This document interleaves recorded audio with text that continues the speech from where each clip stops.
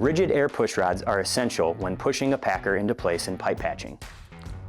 All push rods are about 5 foot in length and are extremely flexible to allow packers and push rods to navigate through bends and transitions. Each push rod has a lockable fitting on the end that prevents from disjointing. Once connected, you can lock it into place. This also allows you to rotate the entire system. So as you're rotating the push rod, the packer is rotating to assist in drain navigation. All push rods can also be used across the whole line of packers, since we have the same connection across the entire system, to allow for additional versatility across the platform. You can connect up to 20 push rods to get up to 100 foot in length to be able to push your packer into place.